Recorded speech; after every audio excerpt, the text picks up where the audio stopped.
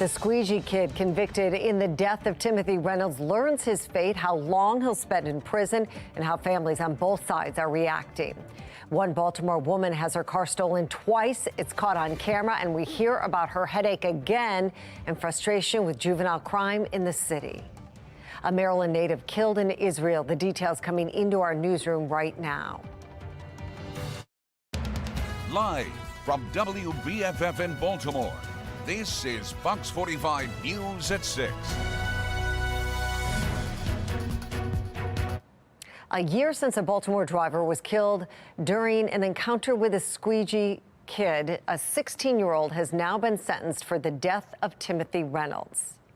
You want to send a clear message that this will not be tolerated in our city. Respectfully, I think a maximum sentence would have sent that message. I'm not convinced this does. Good evening, everybody. I'm Mary Bubala. Thanks for staying with us. Fox 45's Mackenzie Frost was in the courtroom today. She brings us all the details of this sentencing. It was an emotional day inside the courtroom, really, for both sides of the situation. Ultimately, the judge sentencing Tavon Scott to 15 years in prison with an additional 5 years of probation. But not everyone is satisfied. The Baltimore City Squeegee kid at the center of the city's controversy, facing his future in court Monday. The hours-long hearing filled with emotional statements from both sides. The court hearing from several members of the Reynolds family, including one of Tim's daughters. Holding back tears, his widow Shannon telling the court, it doesn't get easier with time, it gets worse because he's never coming home. Tavon Scott's family, including his grandmother, telling the court no one won in this situation and pleading with the judge to believe that her grandson is teachable. Tavon Scott himself telling the judge, since incarcerated, it's taught me the importance of every decision and how those choices impact others. Ultimately, the judge breaking with the prosecutor's request of 35 years, sentencing the 16-year-old to 15 years in prison. Hopefully the message is loud and clear. Young people, if you're going to grab an illegal handgun and use that illegal handgun, you can and you will go to prison. Baltimore City State's Attorney Ivan Bates making it clear he does not believe the Department of Juvenile Services could have helped in this case. The juvenile system in our state is not set up in any way, shape, form, or fashion to deal with young people who are violent. The defense? I may have said we're happy, but I think we're relieved. Viewing the sentence as better than what could have been. The state was asking for 35 years. He ended up with 15 years. And the judge inviting us to come back to her on a motion to modify. And so, you know, things turned out quite well for him. The court hearing about a youthful offender program Tavon Scott is expected to participate in once he's transferred to adult prison. A program with several services available that will take between 6 and 8 years to complete. He's going in as a boy, but he will come out as a man. But he will be a changed man. But for the Reynolds family, 15 years is not enough. If you want to make it clear to those out there that are still thinking about committing violence, you want to send a clear message that this will not be tolerated in our city. Respectfully, I think a maximum sentence would have sent that message. I'm not convinced this does. Recognizing nothing will bring Timothy Reynolds back to them. We love you, and we'll never forget you, and we'll always celebrate you, and you'll always be in our hearts. The defense says they do plan to file an appeal stemming from that juvenile transfer hearing that took place in November of last year.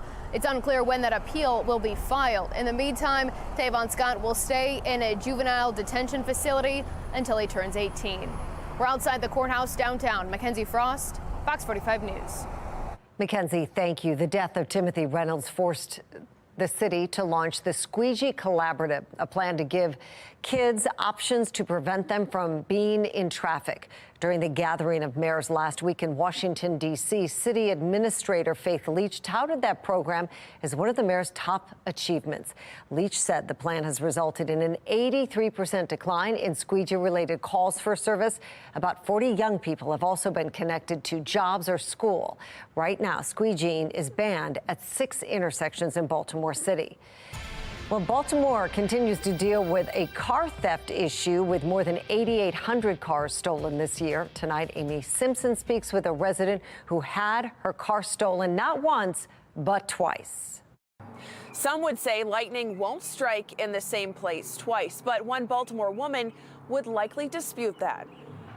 This pile of glass, all that remains of Tanika Gaskin's car. It's a Hyundai Tucson 2021. This Baltimore woman still waiting for that car to be found after it was taken from outside her home last night. I knew automatically the car was stolen. Doorbell video capturing the crime. The suspected thief seen walking up the block, checking out her Hyundai Tucson and walking off, only to return a few minutes later, breaking into the driver's side, and before long, it is. Driving off. It's definitely a game. But the disbelief and frustration this woman feels. It's like for you to just come and just think that it's okay to just take something that does not belong to you is really a problem for the city. Giving her deja vu. She says this very same Hyundai Tucson was already hotwired and stolen by criminals last month. Who was stepping on the car? On September 14th. I'm just at a point that I feel like I'm being taken advantage of. I feel like I'm being targeted. But the fact that they got me 2 times, that was just really, really, really horrible. She tells FOX45 she just got her car back 4 days ago. I just got the car out of the pound on Thursday. Gaskin's also sharing these videos with FOX45 News, saying this is what the car looked like after it was stolen the first time. Oh, they did. The ignition in shambles, car's interior a mess, front tire blown out, and even footprints on the hood. You're taking stuff out from people that's really, really working hard. I didn't steal to get this vehicle. I worked hard to get it. This woman distraught after finding herself the victim again, questioning who will pay to clean up her mess. And I need somebody to be held accountable for it, whether it's the parents, something has to give. Because if it was my child, you would want you would want that in return. And my child not out here stealing cars and popping ignitions. Today, Baltimore police say 2 teens, a 15-year-old and a 17-year-old, were arrested in connection to that car theft the first time last month. Now, this second time, Gaskin says her car is still missing, but she does believe it was a juvenile who was responsible. In Baltimore, Amy Simpson, FOX45 News. You have a stolen car story or know someone who's been impacted by the spike in auto thefts. We want to hear about it. Scan the QR code on your screen. Tell us what happened or send an email to news@foxbaltimore.com. Well, the search continues for the man who shot and killed a Maryland judge. Over the weekend, police found the vehicle of that suspect, Pedro Argote, about 8 miles south of Hagerstown. Police haven't found him. Hours before, the judge signed a final divorce order giving Argote's ex-wife sole custody of their 4 children and the home the couple once shared. The U.S. Marshals Service has now joined that search. There's a $10,000 reward for money or information leading to Argote's arrest and capture. Mary? Guy, thank you. Taking a look now at the Fox Box, former Baltimore Mayor Sheila Dixon, who is once again running for mayor, is with community members right now in West Baltimore. You're looking at some live pictures from the event. Dixon has joined residents who are fighting for a recreational center that's been closed since 2021 to reopen. Tomorrow night, Sheila Dixon will join Fox 45 News for a town hall on public safety. It starts at 7 inside the Bilingual Christian Church of Baltimore. You can submit your questions right now at foxbaltimore.com. A meeting on transportation needs this afternoon in Baltimore County. Johnny Olszewski revealing the county continues to work with the state on 2 projects, the Red Line and the Doefield Exchange. Howard County has its first ever family support center. The facility in Columbia will provide all kinds of free services to families with newborns. It's open Monday to Friday. Lamar Jackson's in the running for NFL's Player of the Week award after that showdown yesterday. He bagged 4 impressive touchdowns to help the Ravens defeat the Detroit Lions. Coach John Harbaugh reacting this afternoon. The ability to move, Lamar's obviously great at moving, and then also I think sensing people around him even outside the pocket and then seeing the receivers downfield. That combination probably showed up yesterday as much as it ever has. The Ravens are heading to Arizona this Sunday. And looking ahead, the Fall Classic begins this Friday, October 27th. Fox 45 is your exclusive home for the 2023 World Series. You can catch all the action right here on Fox 45. He had his entire life in front of him and was killed in a terrible conflict. A man who grew up in Maryland has lost his life fighting for Israel in the Middle East. Straight ahead, how the Rockville native is being remembered tonight. Is it the smoking gun Republicans have been looking for? I'm Christine Frizzau in Washington with new questions about a large check Joe Biden received from his brother, but which the White House says was a simple loan repayment. We are getting ready for a cold night and almost all of the state under a frost advisory. Coming up, we'll have a closer look at how low the temperatures get and when to expect our next warm-up. Fox 45 News, winner of 16 2022 Regional Emmy Awards, more than all other Baltimore news stations combined.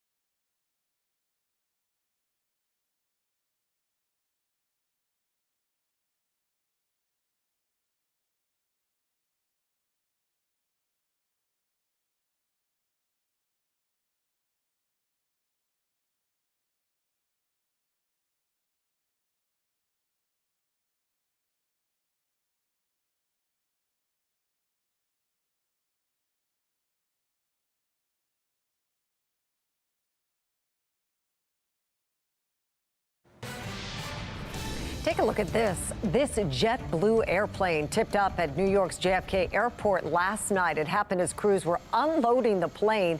The airline says this was caused by a shift in weight. No injuries were reported.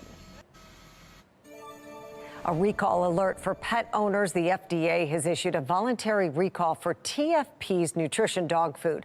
The products affected is their chicken dry food. The recall is because of the potential for salmonella contamination. Stores have been told to remove the products from store shelves. And we are looking at live pictures of the White House where lawmakers in D.C. continue their investigation into President Biden. And although the House is at a standstill because of no speaker, Republicans are revealing new information in their investigation. National correspondent Christine Frizzau has a report on the transaction Republicans say shows improper behavior by the president. Mr. President! As President Biden manages crises here at home and abroad and runs for re-election, House Republicans are pushing ahead with their case for impeachment. The media says, well, you got to have a payment to Joe. Well, here we go. Here's the first payment to Joe. At the center of the latest allegation, this check for $200,000 for a loan repayment to Joe Biden from his brother and sister-in-law, the same day and in the same amount as a check James Biden received from AmeriCorps, a company which, according to its website, specializes in acquiring and managing rural hospitals. He convinced this company to give him $600,000, and they did it in increments. The last increment was $200,000. According to bankruptcy court documents released by the Oversight Committee, the payments were based upon representations that his last name, Biden, could open doors and that he could obtain a large investment from the Middle East based on his political connections. The White House calling the claims deceptive.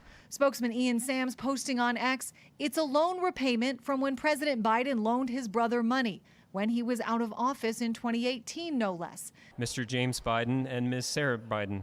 President Biden's brother James has long been central to the investigation into the Biden family, along with his son Hunter. Both found to have created multiple LLCs, House investigators say were used to disguise the comings and goings of payments, including from countries like China and Russia. And if you're using an LLC to simply pass through money, that's where allegations of money laundering or other crimes occur. An attorney for James Biden tonight says the House Oversight Committee also has documents that show that James Biden got a loan from his brother Joe back in January of 2018. Democrats say these new revelations simply illustrate that it was Joe Biden helping his family members with finances and not the other way around. All right. So, Christine, if this was a standard loan repayment to a family member, what do Republicans say is wrong with that? So they're just trying to make the case that this repayment would not have happened without these quote unquote shady business dealings that were sort of based on what they say is the Biden family, leveraging their name. AmeriCorps, this company now bankrupt, was, they say, buying access. They're also going to focus on the date. That date that Joe Biden got that check was the same date that his brother James received a check from AmeriCorps. Mary? Frizzell reporting for us from Washington tonight. Thank you.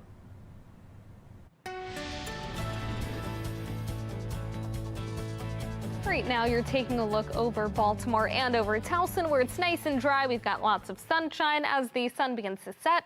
And on the HD radar, it's quiet around the region, but we are getting ready for very cold temperatures tonight. And we are under a frost advisory, so get ready for very chilly temperatures. And then into the rest of the week, a nice warm up is on the way. Currently, temperatures are at 62 over Baltimore, and it looks beautiful in the background with those nice colors of the sunset. Around the rest of the state, 50s and 60s. Sunshine all across the state thanks to high pressure. Overnight, though, get ready for a big cool down as temperatures fall to the 30s and the 40s. We're looking at the potential for frost tomorrow morning, but by the afternoon, it's back to nice and pleasant weather. 70 for the high temperature. We're looking at a warming trend over the next 3 days. And for Wednesday, we're talking the mid 70s, and then the upper 70s follow on Thursday. We'll keep the nice and warm pattern into the weekend. We have high pressure over the region, keeping us nice and dry. That'll stay in place tomorrow. You can expect more sunshine, but before we get to tomorrow, we've got cold temperatures tonight. All of the areas in blue are under a frost advisory through tomorrow morning. We'll have a few clouds moving in as temperatures drop to the 30s and 40s. Then expect plenty of sunshine as we get ready for a nice warm up for the afternoon. Highs will reach the 60s and 70s. Then overnight into Wednesday, not as bad. We'll start the morning in the 40s and close to the 50s. By the afternoon, the temperatures rise to the mid 70s. That is above average for this time of year. So again, tonight we've got some of the coolest temperatures of the season so far. Lows fall to 42 with areas of patchy frost. Then tomorrow, another beautiful day. Temperatures will rise from the 40s to the upper 60s and low 70s by the afternoon. We're looking at plenty of sunshine and a light breeze, but that warming trend is going to last us into the weekend. Coming up, I'll have a closer look at when you can expect the next chance for rain and how it looks for Halloween in the exclusive 10-day forecast. Weather Window, presented by the National Weather Desk. Previews of fall in North Carolina. First an FS-15 Eagle streaks across Linville Gorge, surrounded by vibrant colors. Maybe you prefer a more tranquil setting along a river with maple leaves framing your view. And it's that time of year when the sun setting behind Whiteside Mountain creates a shadow that resembles a bear. It's only visible for about 30 minutes each evening. For more content like this, like the National Weather Desk on Facebook. A Maryland native has died while fighting for Israel. How the young life is being remembered at home. That's next.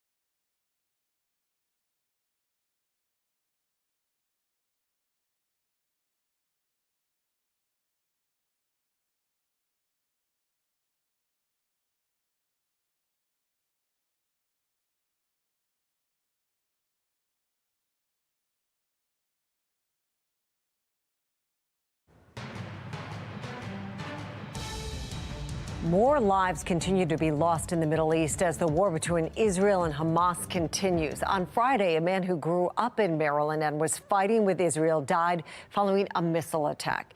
Megan Clark with our Sinclair sister station in D.C. has the full story from Rockville. The head of the school tells us Omer Balva was a bright former student here and very involved at the school, but he was also very passionate about his Israeli heritage. It's not just close to home, it's inside our house what happened. It's just devastating to all of us. Rabbi Mitchell Malkus recalls Omer Balva, a graduate of the Charles E. Smith Jewish Day School in Rockville, Maryland, a well-loved soccer star and theater student who Malkus says brought energy into every room. His parents, Israeli. He was really grounded in this community, but he also felt his Israeli heritage a lot, and our school emphasizes strong personal connections and relationships with Israel and its people. And I think that fueled something that had already really existed inside of him from when he was a young child. Malkus says after graduation, Balva was passionate about serving in the Israeli Defense Forces, called back again in this latest round of fighting. He wanted to rush back and be there to defend the country. The State Department Sunday confirming Balva was killed Friday by Hezbollah missiles on the Lebanon border, an attack that could signal a new front in the war in the Middle East. And the Jewish Federation of Greater Washington also reacting to the loss, writing in part, "We know that you join us in our mourning and in our fervent hopes for an end to this senseless violence and hatred." Malkus says Balva's funeral was held Sunday in Israel, and the school now hopes to support support his family as they grieve and continue to care for all students during this difficult time. This is just a really personal matter of a lovely young man who had great energy, had his entire life in front of him, and was killed in a terrible conflict that's been going on for hundreds of years. Our school stands in solidarity with Israel and its people at this time, and we also recognize all innocent life. The school had been planning a vigil here tonight for students to stand in solidarity with Israel, but we've learned they also want to plan another event down the line to specifically recognize Omer's life. Reporting in Rockville tonight, Megan Clark, 7 News. And here is the latest on the war now entering its third week. 1,400 people have been killed in Israel. In Gaza, 5,000 Palestinians have been killed. 222 hostages also remain in Gaza. And right now, the United States is asking Israel to delay a full ground invasion. This weekend, Egypt and Israel allowed the first trucks of emergency aid to enter Gaza as more people grow desperate in the region. Well, Fox 45 News is partnering with Magen David Adom for Sinclair Cares, humanitarian relief for Israel. The organization is the Red Cross affiliate providing emergency medical aid for all people in Israel. To help, you can scan that QR code on your screen or go to sinclaircares.com.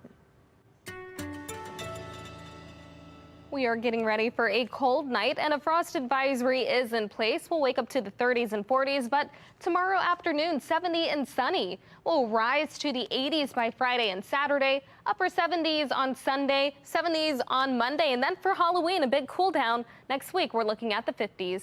Mary?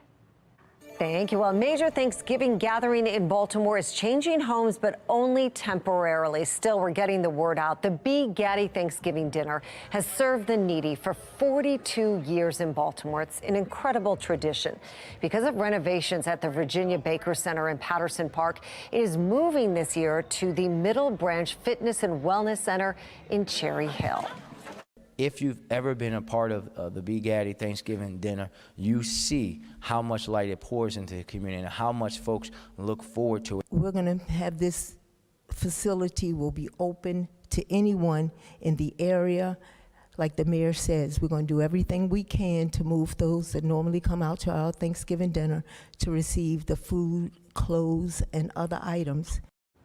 The hope is for the dinner to return to Patterson Park next year. Volunteers are also needed as always. Well, that's all for Fox 45 News at 6. Family Feud's up next. We'll see you back here for the news after baseball tonight. Have a great night. We'll see you later.